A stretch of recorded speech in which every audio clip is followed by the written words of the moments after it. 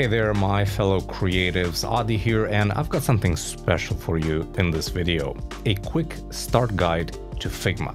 And we'll cover the very basic stuff like account creation and the user interface, but we'll mostly focus on the things that make Figma super awesome, like auto layout, components, exporting, and prototyping. We'll dive into the fun stuff as well, like playing with text, shapes, and images, and exploring all the cool ways you can use colors in your designs. This video is brought to you by Envato Elements, the largest unlimited creative subscription in the world. Get seriously creative. Follow the link in the description to find out more.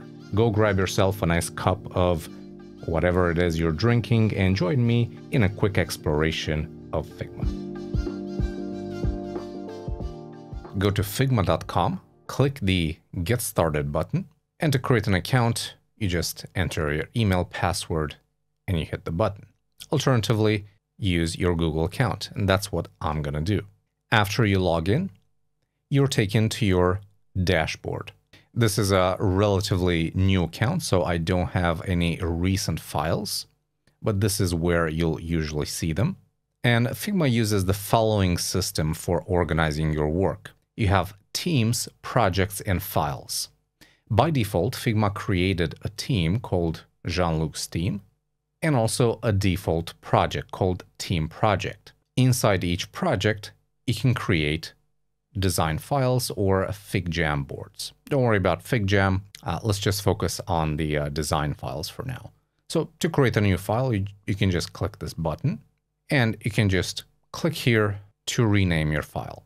To go back to the dashboard, you click on the Figma icon, back to files. Now let's talk about plans, because Figma by default is free. As you can see, I'm using the starter plan for this account. And the starter plan gives you the following: 3 files, 3 pages, and 1 project. And when it comes to version history, which is basically a history of everything you've done to a certain file, well, that goes to 30 days only. You can upgrade to the professional or organization plans, which are paid, of course, and those give you unlimited files, pages, and projects, and also unlimited version history, along with a few other perks. But if you just want to try out Figma and see if it's a good fit for you, then the starter plan is all you need. And you might say, okay, but 3 files, Adi, come on, that's not enough for me. And that's okay. Here's a pro tip. You can use drafts to create as many files as you want and as many pages inside that file. The 3 files and 3 pages are only applicable when you're using a team, because Figma is a collaborative software, which means other people can work on the same file as you. So if you want to go down that route and create a team to organize all of your files and projects, then yeah, at some point you'll have to upgrade. But if you're just flying solo and you want to create as many files as you want, do that inside drafts. The downside is you cannot organize stuff in drafts. However, for ease of use, you can favorite a certain file. So I have one here called Figma Quick Start Guide, and I can click this icon here, or I can right click and add to your favorites. And that's going to add it to the sidebar there so you can access it more easily. And finally, before we wrap up this segment, let me quickly mention Figma Community. If you click this button right here, that's going to take you to figma.com/community, which is a place where you can get a lot of different assets, templates, and plugins. And there's a search functionality, and you can see a list of the latest assets added by the community, and you can sort by different criteria and find the ones that you want. Some are free, some are paid. You can also filter those right here, and you can even publish design assets to the Figma community. Now, before we get into the tools and features, let me give you a quick tour of the Figma editor so you'll know what each panel and button is all about. So I'm back in the Figma dashboard. I'm going to double click this file, and that's going to open up the editor for me. Now, the editor is divided in 4 parts. You have 2 sidebars on the left and on the right. You have a top bar, which is called the toolbar, and you have the canvas, which takes up the majority of space. Now, the canvas is where you'll be placing all of your designs, all of your frames, your shapes, text, images, everything. And at a first glance, it might look like it's infinite, but it's actually not. If I remember correctly, it extends about 65,000 points in all directions. So you have plenty of room to work with and host all of your design elements. Now, the left sidebar contains the layers and assets panels, as well as access to the pages inside that file. And pages are like pages in a book, basically. You can think of a file as a book, and you have different pages inside that book. Each page can have different content, just like you can see here. The right sidebar has 2 panels, design and prototype. And we'll get to the prototype part later in the video, but the design panel will basically get populated with various things depending on what you have selected here in the canvas. So if I select a piece of text, it's going to be populated with all the properties that can be changed for that piece of text. Finally, the toolbar, which sits right here on the top, it spans the entire width of the page, has 3 sections of its own. On the left, you have the main Figma menu. You have access to all of the tools in Figma. And then in the middle, we have the file name, which we can click at any point to rename. And we can click this arrow to show the different options. And then you have the location of the file. Mine is currently in drafts. And if we click this, it's going to take us to the drafts. On the right side, we have some options for sharing the file. This is for dev mode. We'll briefly touch on that a bit later. These are some controls for prototyping. And these are some zoom controls. And they also give you some additional options like pixel grid, snap to pixel grid, and so on and so forth. You can even show rulers, which you can hide or show with Shift-R. That's a keyboard shortcut you can use. And speaking of keyboard shortcuts, let me quickly show you 3 of them that you'll be using most often. So Shift-1 is going to zoom to fit, which means it's going to take all of the content in the canvas and it's going to make it as big or small as needed so it fits inside this viewport. Shift-2 will zoom to selection. So if you have something selected on the page and you press Shift-2, it's going to zoom to that so it shows it 100%. Shift-0 is going to zoom to 100%, which means, actual scale. And then actually 2 more shortcuts, Control or Command plus and minus to zoom in and out. You can also press Control or Command and hold it while scrolling with your mouse wheel. And that's going to zoom in and out as well. Let's talk about structure because that's super important in any Figma project. And earlier in the video, I briefly talked about the way to organize your work in Figma by using files, projects, and teams. Now, when it comes to organization inside a file, things are a little bit different. So it goes like this. There are 3 levels of organization. You have frames, you have groups, and you have layers. So a frame is basically a container for all of your elements. In this example, I have 2 frames. I have one for my homepage layout and one for my navigation. And this is a logical way to organize my work, right? A frame is the very top level element, the very top level container. And it's great for grouping all of your design elements, but also is great for defining a layout and setting boundaries. And the nice thing about a frame is that it can have width and height that's independent of its contents, right? So in this example, the contents go like up to here or down to here, but I can resize this home page to any size I want, or I should say resize this frame to any size I want. So those are frames. Now, the next level down when it comes to organization is groups. And a group is like a frame in the sense that it's a container for multiple elements, but the main difference is a group cannot be used for layout, and a group does not set boundaries for its children, right? A group is just there to serve as a container for its elements, and it's gonna get its height and its width depending on its contents, right? So for example, I have this header group which contains 3 elements, and its size is dictated by the size and positioning of its children. Okay, so this is the parent, these 3 are the children, which leads me to the lowest level of organization, which is layers.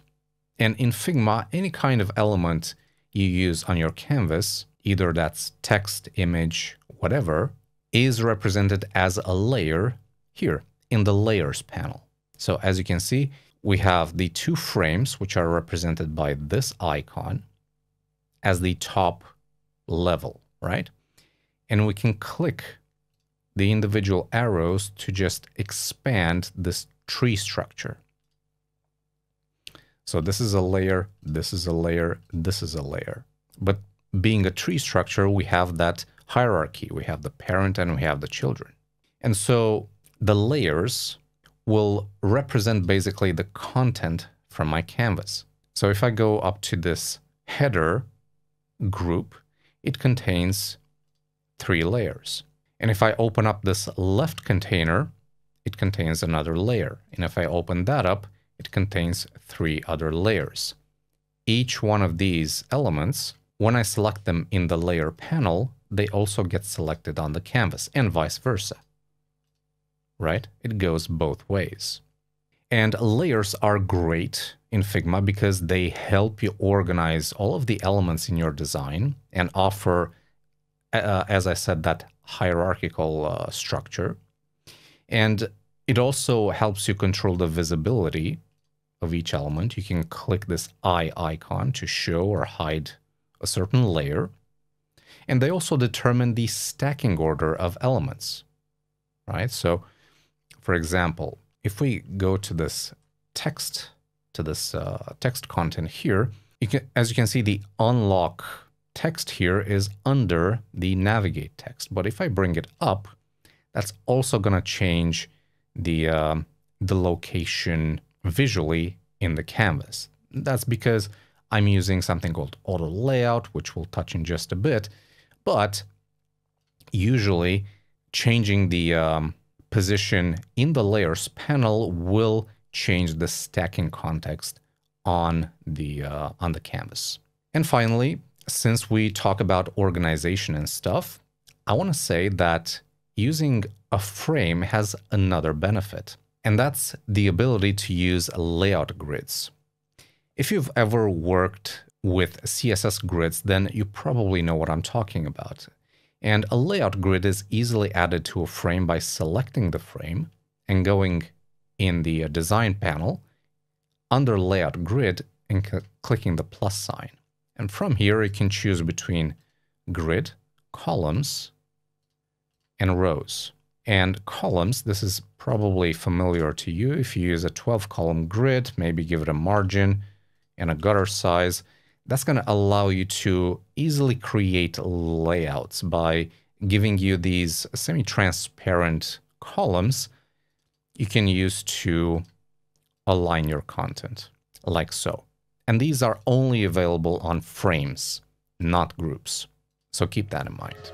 Recently, I needed an eye-catching intro for one of my videos, but video editing is not my strong suit. So I turned to Envato Elements for a creative boost. For the first 10 seconds of this project, I used these two video titles along with these two geometric backgrounds. I imported everything in DaVinci Resolve, made a few adjustments to the text, and done. The result? A vibrant, eye-catching intro that sets the tone for the rest of the video.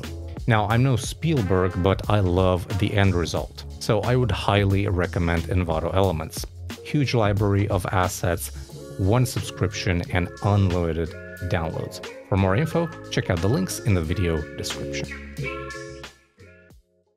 Now, let's have a closer look at the available tools in Figma, and the one that you'll probably be using the most is the text tool. So, looking at this demo, I'm going to zoom in here a bit, and I want to add 2 extra links.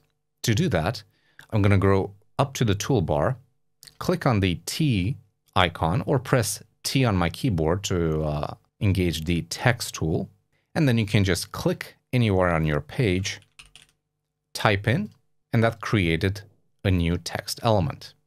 As you can see here, Figma gives me a lot of help with aligning items and spacing them by showing me some of these helper lines and also the distance between the different elements. And if I want to change the properties of this text element, I can select it and I can go to the design panel under text, and I can change stuff like the font family, the font weight, the font size, line height, letter spacing, and a few other things. If you open up this other panel where it says type settings, you have a bunch of different options here.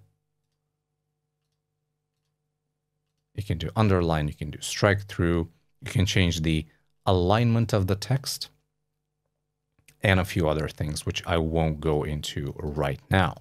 And this is the most basic use. You grab the text tool, click, you type, and that's going to create a text box that automatically adjusts based on its content. And you can see that under text here where it says auto width. But we have some different options as well. What if I want to add like a subtitle, like a subheading for this hero area? Well, I can click T, and instead of clicking, I can click and drag, and that's going to create a text box with a fixed size. That means fixed width, fixed height. And I can type my text here, and I can click outside.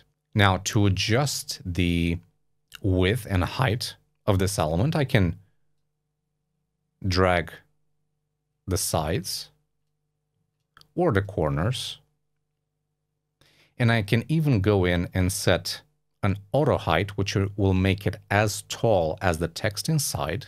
Or if I want to, I can set an auto width, which will make it as tall and as wide as the content inside. But let's say I want to make this a little bit smaller. So let's go and change the font family. Let's change the font weight. Let's make it smaller in size. Let's reset the font size, the letter spacing, excuse me, to 0. And let's set a line height to about 48. And let's actually paste in some text that works a little bit better. Something like this. As you can see, because we have selected auto height, I can still choose what width I want for it, but the height will be determined by the text inside. So once I'm happy with the result, I can select all these 3 elements by dragging a box over them, or by holding down Shift and clicking on each one. That's going to select multiple elements. And using the design panel right here at the top, I can choose to align their horizontal centers. I can move this up or down to make sure I have the same spacing.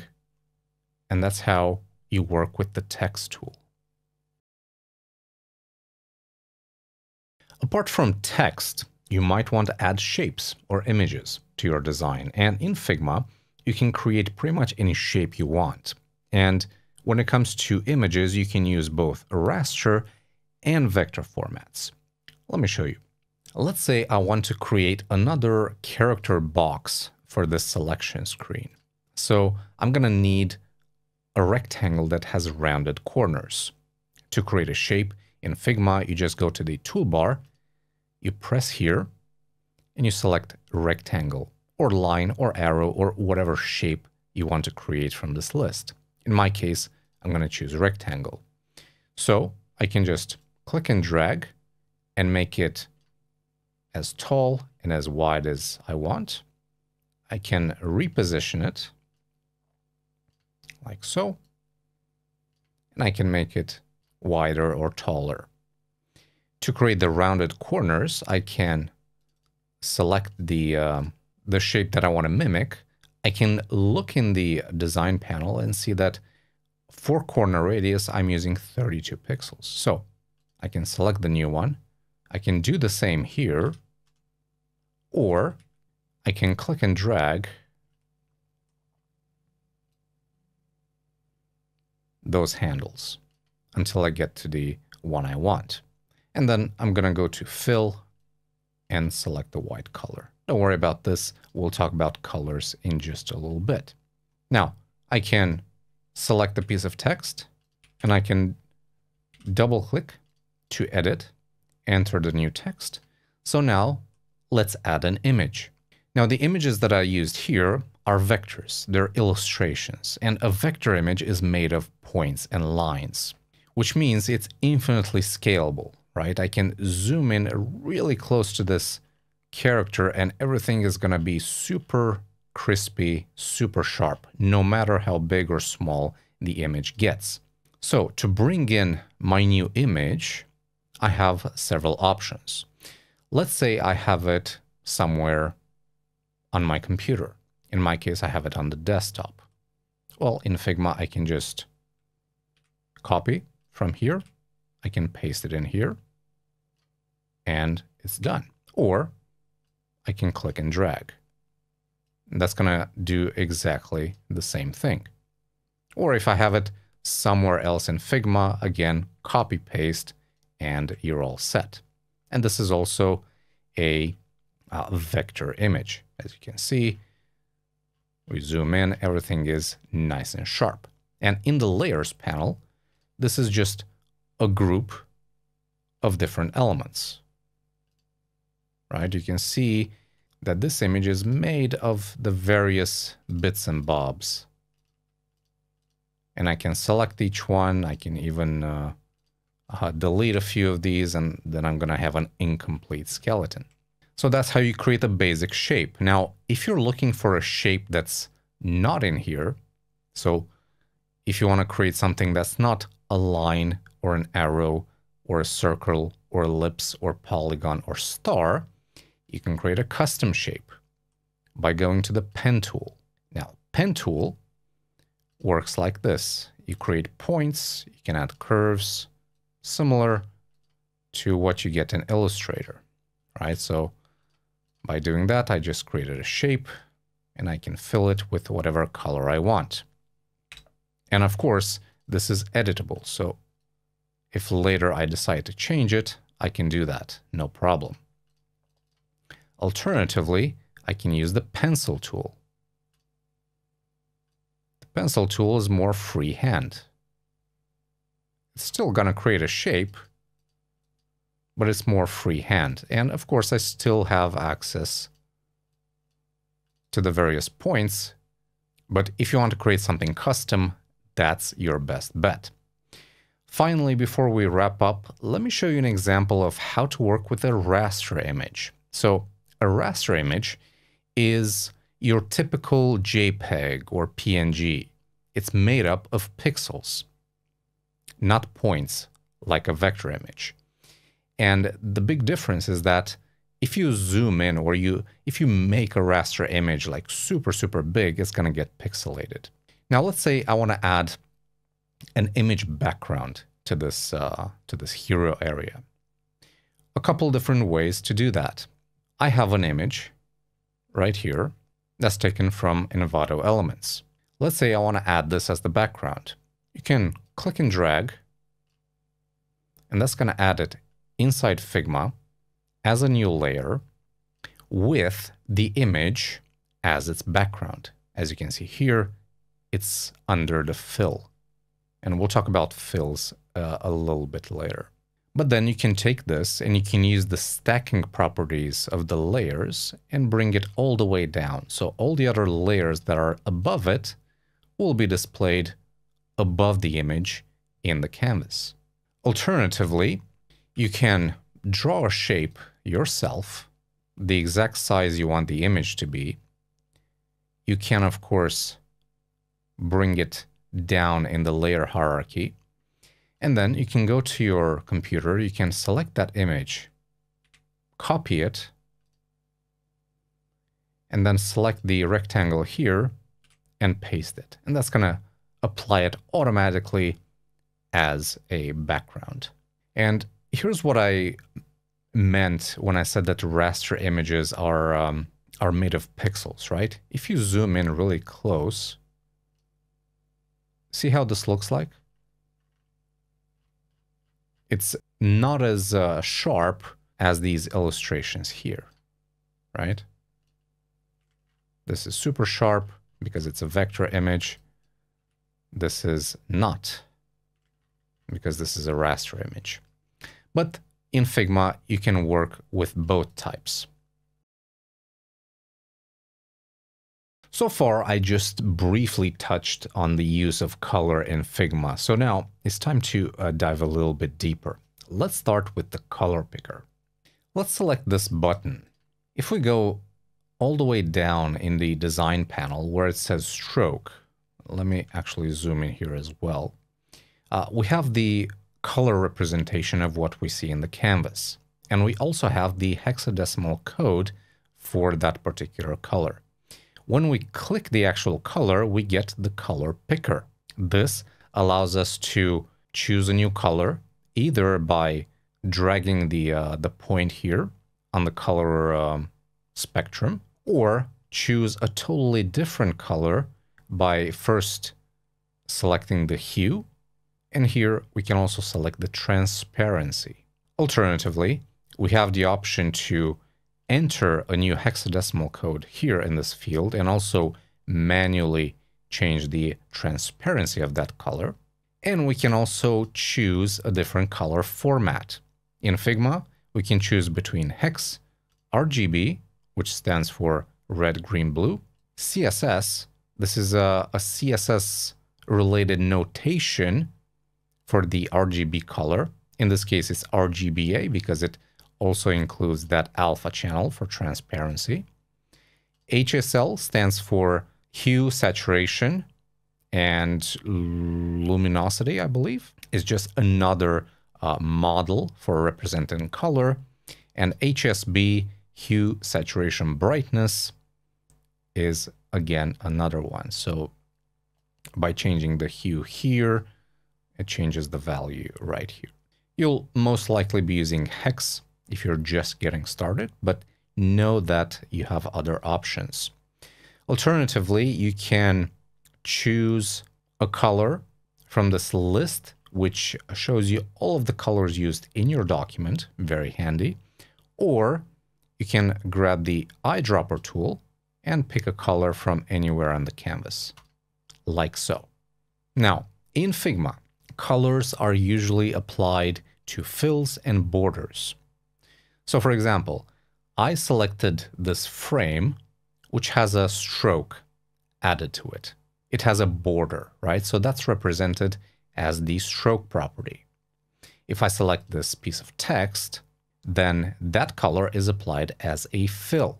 And I can also add a fill to this shape. So I can select the shape, I can click on the fill, and that's going to add a white fill inside the borders. And I can change maybe the opacity of this to maybe 10%. So that's going to create a different looking button. Now, a fill doesn't necessarily have to be a color. I showed you that in the previous example where we added an image as a background for a shape, right? So I have this layer here. I have a shape, which is basically a rectangle, and it has an image apply it as a fill. But the fill can also be a gradient. In this case, it's a linear gradient that goes from this color to this color. And of course, it can also be a solid shape. And a fill can also be a video, right? You would select a video and that will be displayed instead. Let's Control Z that. When it comes to borders, well, you have a couple different options.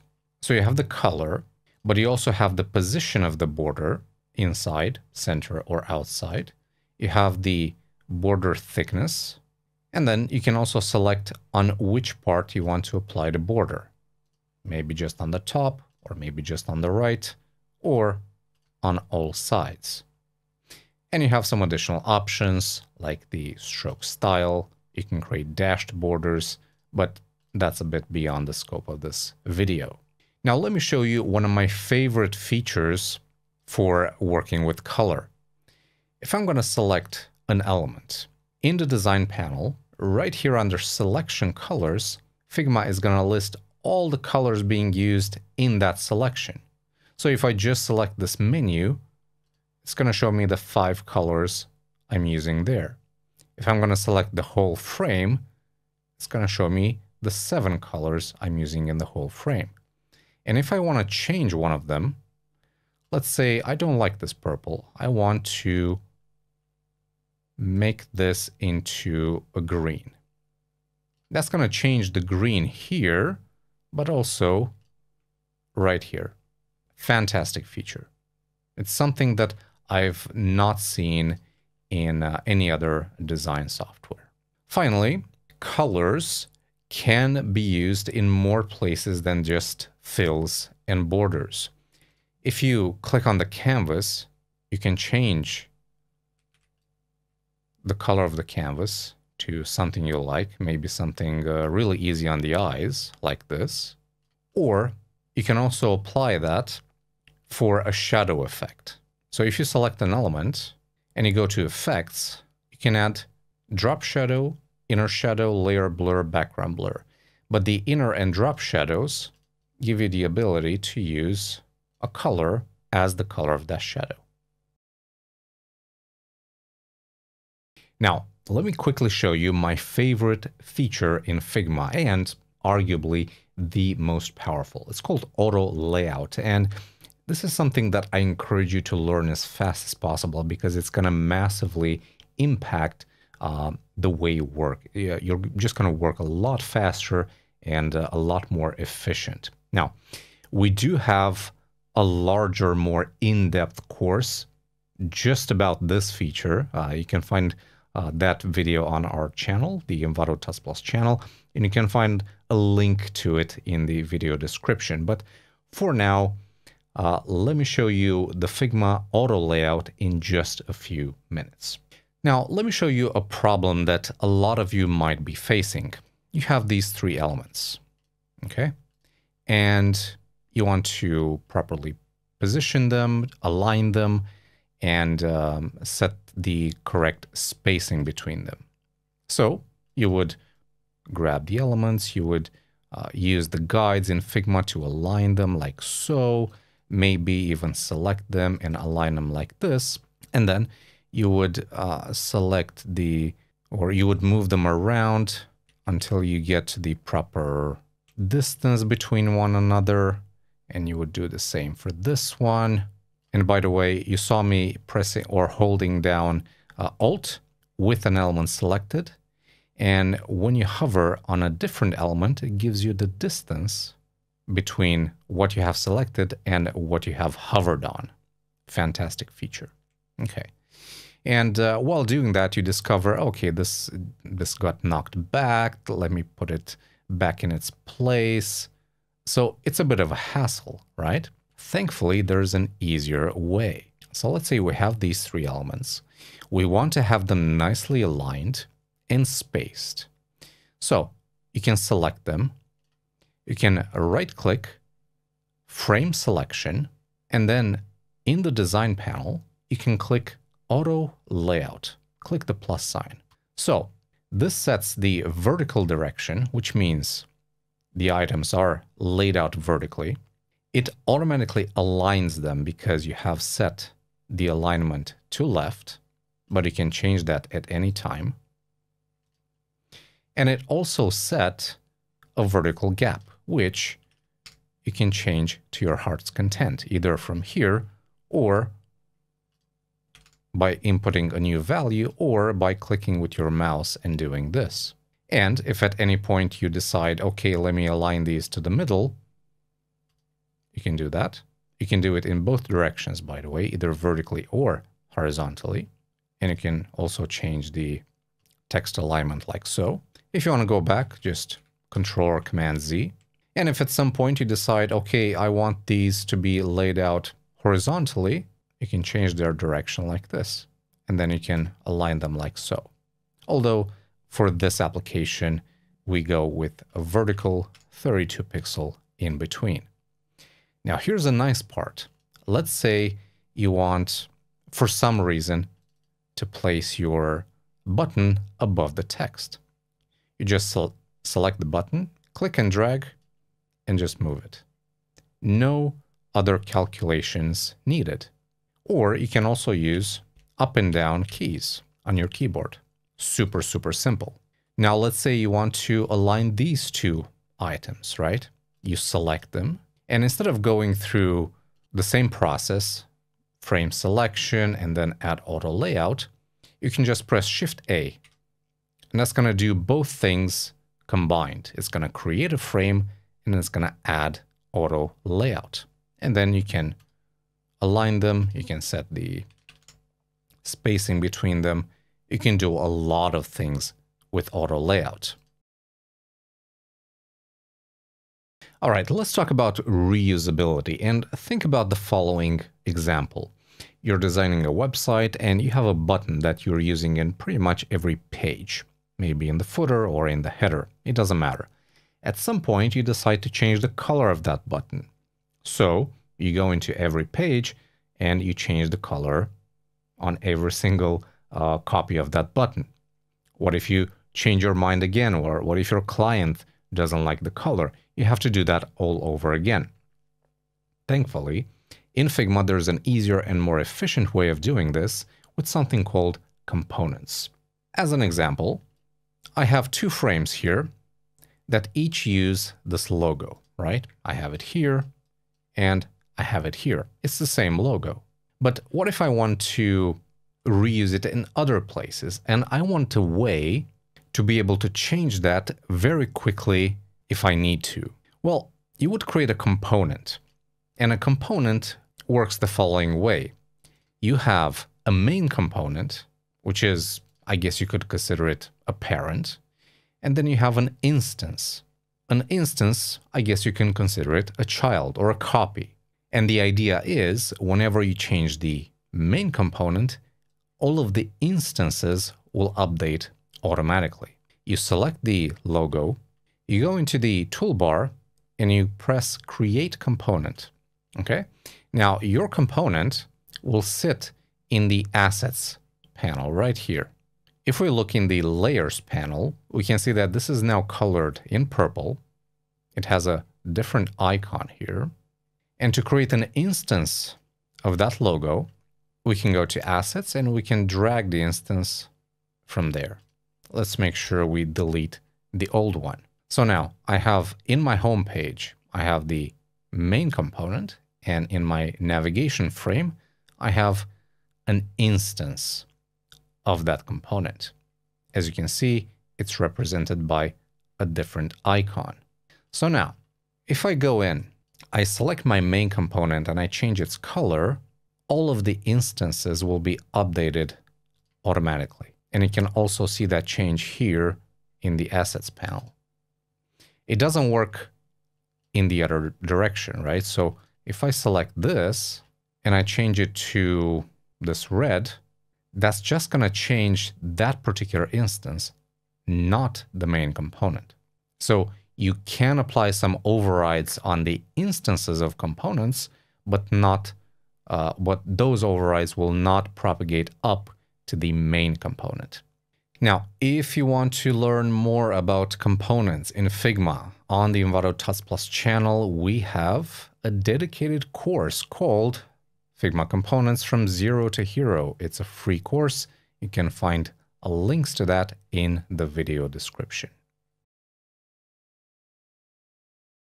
Now, let's say you finished your design and it's time to grab some assets for development. Maybe some images, some icons, or even some code. Let me show you how to do that in Figma. Looking at this demo, we have two images we need to export. We have this illustration and we have this logo. So to export, select the layer either from the canvas or from the layer panel, and then you go to the design panel. And right at the bottom where it says export, you click and you select your file format.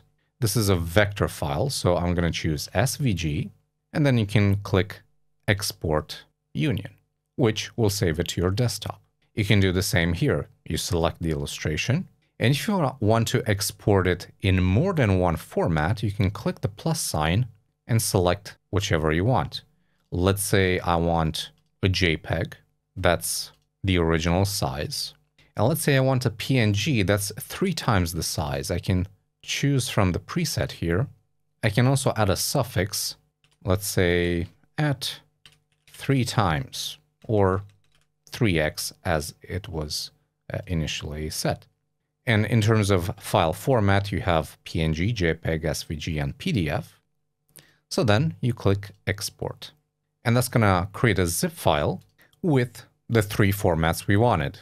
Alternatively, you can also get some code from Figma. So this is a vector file, right? Let's say you want to represent it as an SVG in your development.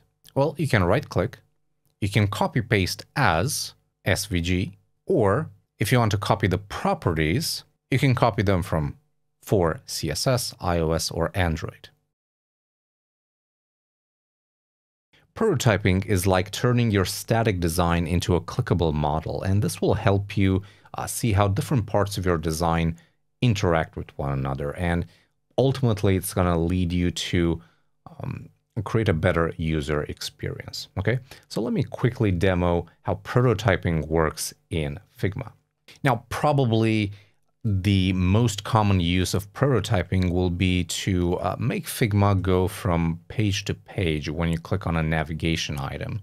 So for example, when I click on this link, okay, the About Me link, I want it to take me to the About Me page.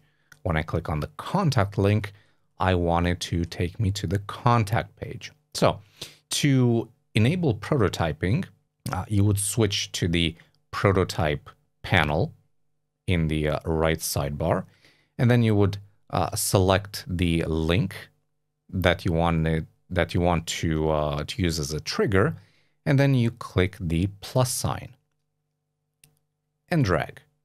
Okay, and that's gonna allow you to drag it all the way to the frame that you want to go to. So this opens up a dialog that says on click. So when I click on that link, I want to navigate to About Me, and I want to do it instantly.